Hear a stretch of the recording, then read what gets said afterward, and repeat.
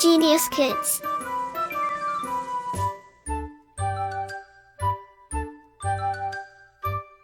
Cultivating love for learning.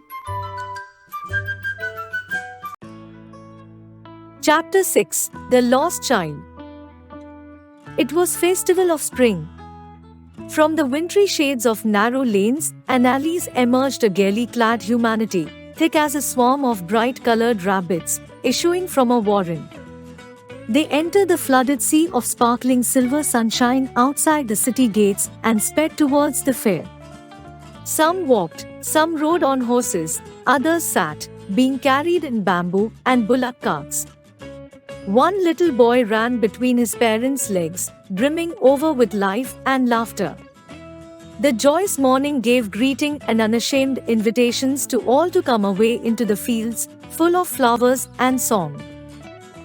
"Come, child, come," called his parents, as he lagged behind, arrested by the toys in the shops that lined the way. He hurried towards his parents, his feet obedient to their call, his eyes still lingering on the receding toys. As he came to where they had stopped to wait for him, he could not suppress the desire of his heart. Even though the boy saw the cold stare of refusal in their eyes, he could not bury his wish. "I want that toy," he pleaded. His father looked at him red-eyed in his familiar tyrant's way. His mother, melted by the free spurts of the day, was tender, and giving him her finger to catch, said, "Look, child, what is before you?" Word meaning: narrow, constricted, alleys, constricted paths, lingering, pausing, staying, receding, going back.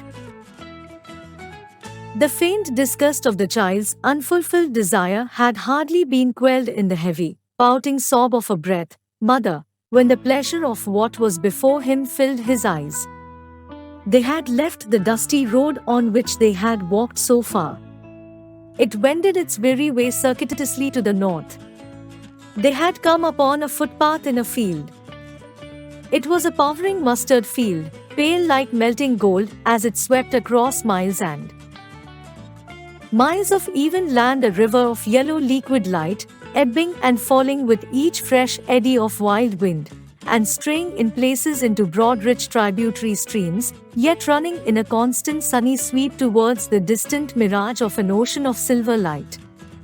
Where it ended, on one side, stood a cluster of low mud-walled houses, thrown into relief by a dense crowd of yellow-robed men and women from which arose a high-pitched sequence of whistling, creaking, squeaking, roaring, humming noises, sweeping across the groves to the blue-throated sky like the weird, strange sound of Siva's mad laughter.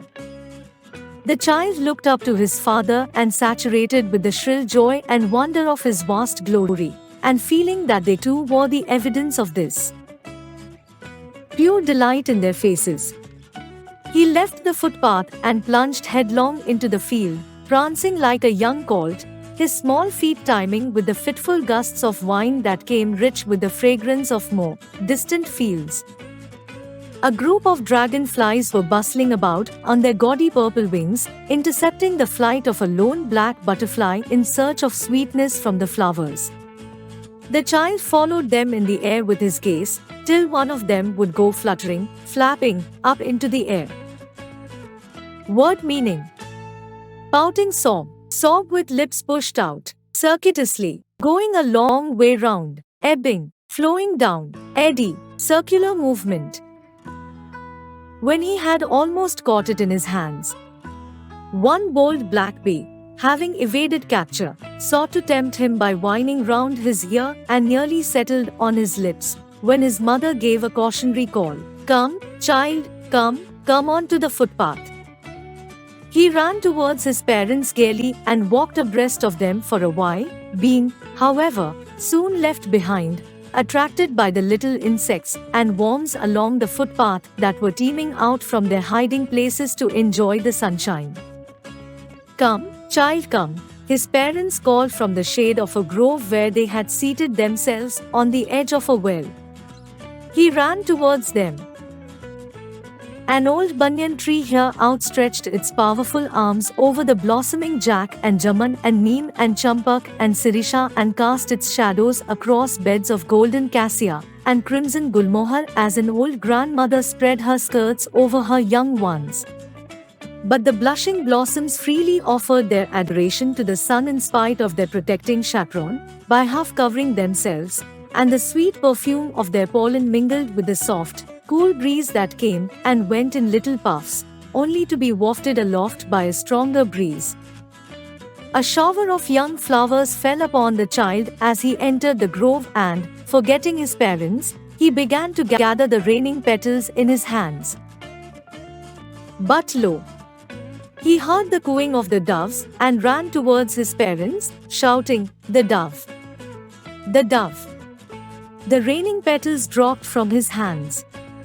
A curious look was in his parents' face till a koel struck out a note of love and released their pent-up souls. "Come, child, come!" They called to the child, who had now gone running in wild capers round the banyan tree, and gathering him up they took the narrow, winding footpath which led to the fair through the mustard field.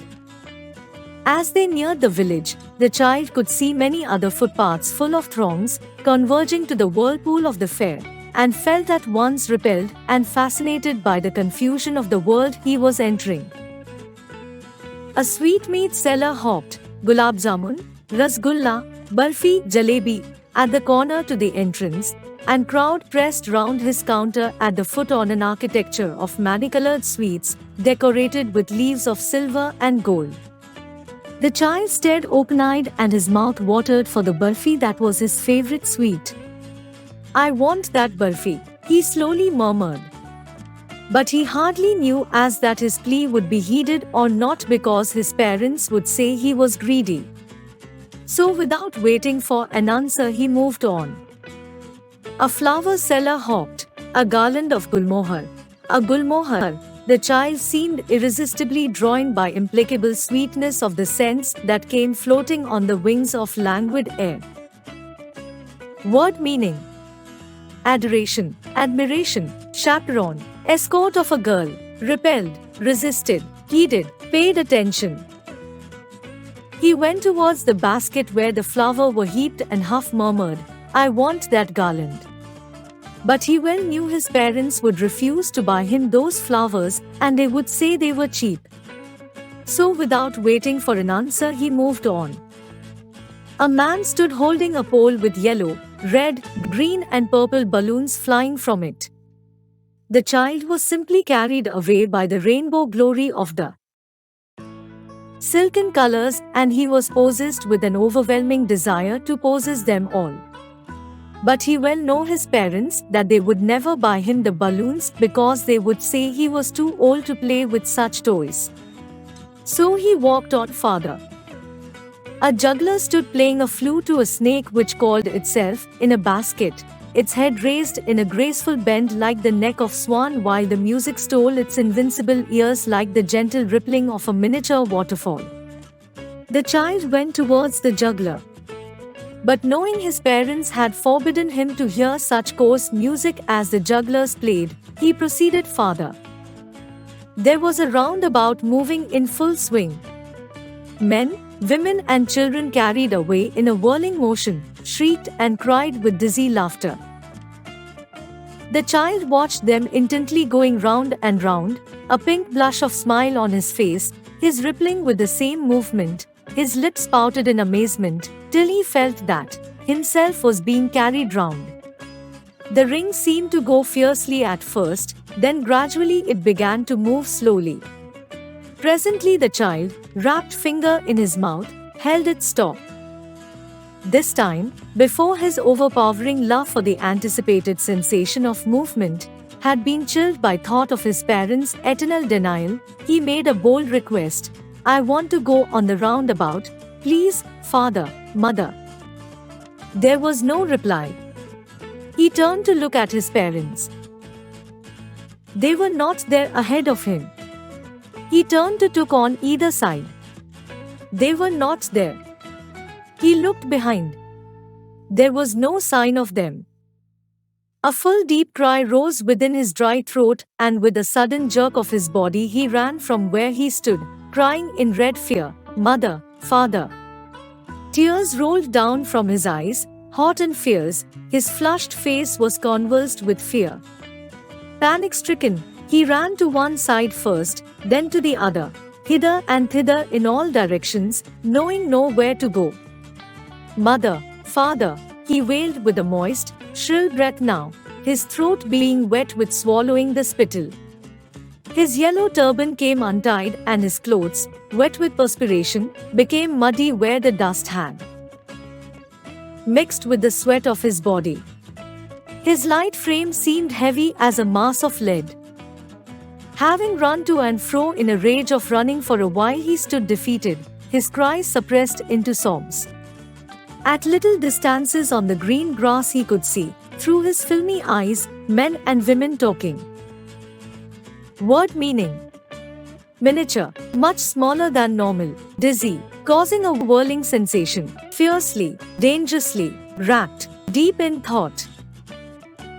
He tried to look intently among the patches of bright yellow clothes, but there was no sign of his father and mother among these people, who seemed to laugh and talk just for the sake of laughing and talking. He ran hotly again, this time to a shrine to which people seemed to be crowding. Every little inch of space here was congested with men, but he ran through people's legs, his little sob lingering, "Mother, Father." Near the entrance to the temple, however, the crowd became very thick. Men jostled each other, heavy men, with lashing, murderous eyes and hefty shoulders. The poor child struggled to thrust a way between their feet, but, knocked to and fro, by their brutal movements, he might have been trampled underfoot had he not shrieked at the highest pitch of his voice, "Mother, Father!" A man in the surging crowd heard his cry and, stopping with very great difficulty, lifted him up in his arms. "How did you get here, child? Whose baby are you?" the man asked as he stared clear of the mass. The child wept more bitterly than ever now and only cried, "I want my mother, I want my father." The man tried to soothe him by taking him to the roundabout. "Will you have a lift on the horse?" he gently asked as he approached the ring. The child's throat tore into 1,000 shrill sobs, and he only shouted, "I want my mother, I want my father."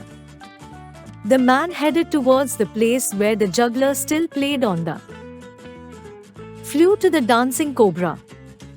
"Listen to that nice music, child," he pleaded. But the child shut his ears with his finger and shouted his double-pitched strain, "I want my mother, I want my father." The man took him near the balloons, thinking the bright colors of the balloons would distract the child's attention and quieten him. "Would you like a rainbow-colored balloon?" he persuasively asked. The child turned his eyes from the flying balloons and just sobbed, "I want my mother, I want my father." The man, still importunate in his kindly desire to make the child happy, bore him to the gate where the flower seller sat. "Look. Can you smell those nice flowers, child? Would you like a garland to put round your neck?" The child turned his nose away from the basket and reiterated his sob, "I want my mother, I want my father."